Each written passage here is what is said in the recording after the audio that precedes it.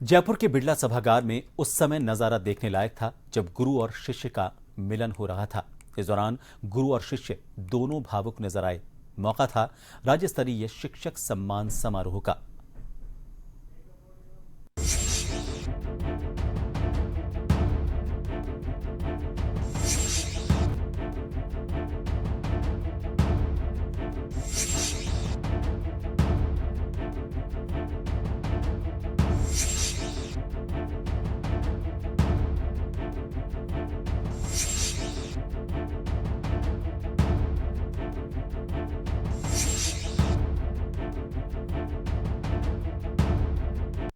जयपुर के बिड़ला सभागार में राज्य स्तरीय शिक्षक सम्मान समारोह का आयोजन किया गया। इसमें मुख्य अतिथि के तौर पर मुख्यमंत्री भजनलाल शर्मा ने शिरकत की।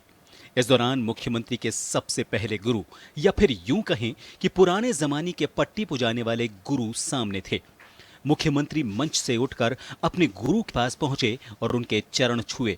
साथ ही गुरु शंकरलाल शर्मा का अभिनंदन भी किया।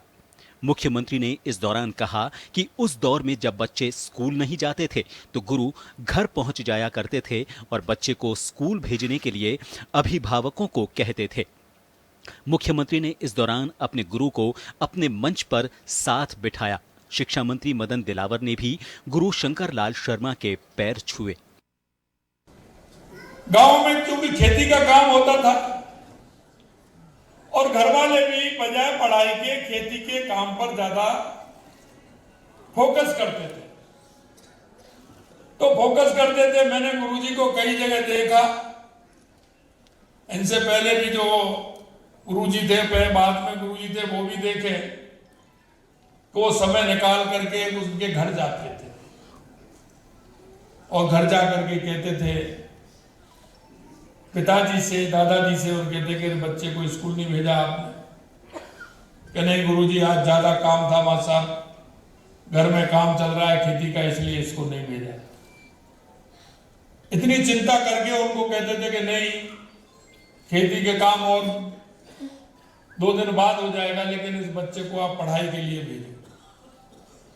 इतना सब कुछ करते थे और वो आज के समय में और उस समय में काफी अंतर भी था। आज हम जिस परिप्रेक्ष्य में हैं, बहुत बड़ा अंतर है। मुख्यमंत्री भजनलाल शर्मा ने गुरु की महिमा बताते हुए कहा कि गुरु बिन जीवन सूना है। जिस तरह से मूर्तिकार मूर्ति बनाते समय और प्रजापत मिट्टी के बर्तन बनाते समय, मिट्टी गूंथते समय वो जान जाते हैं कि इससे किस तरह की मूर्ति बनेगी, वैसे ही शिक्षक भी शिष्य को तराशते हैं। मुख्यमंत्री ने सभी सम्मानित शिक्षकों को अवार्ड देते हुए केंद्र और राज्य सरकार की योजनाओं को जनता के बीच ले जाने का आह्वान किया और ये कहा कि शिक्षक के बिना गांव और ढाणी में भी कोई काम नहीं होता। सभी शिक्षक की बात पर विश्वास करते हैं। ऐसे में सरकार की योजनाओं की जानकारी दें और पौधारोपण में भी सहयोग करें। शिक्षा मंत्री मदन दिलावर ने कहा कि राजस्थान की शिक्षा को शिक्षकों ने ऊंचाइयां दी हैं। समारोह में 145 शिक्षकों को सम्मान दिया गया और 11 स्टूडेंट्स को टैबलेट वितरित किए गए।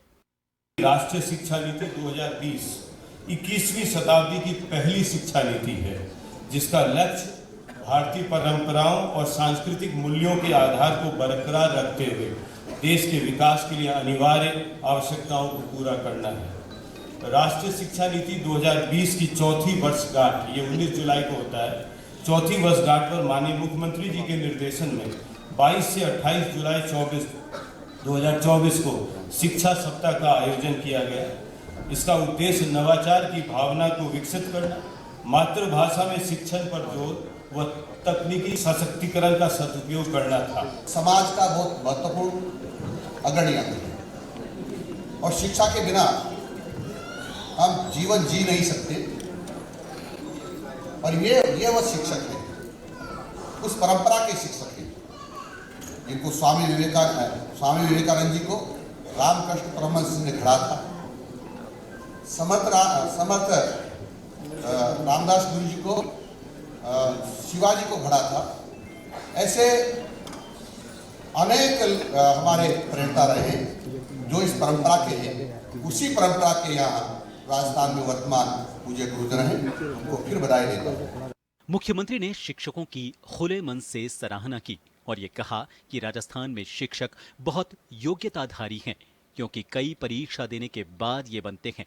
साथ ही कहा कि गुरु अगर मजबूत होगा तो शिष्य अपने आप मजबूत हो जाएगा। जन टीवी के लिए जयपुर से अनिल सेन की रिपोर्ट।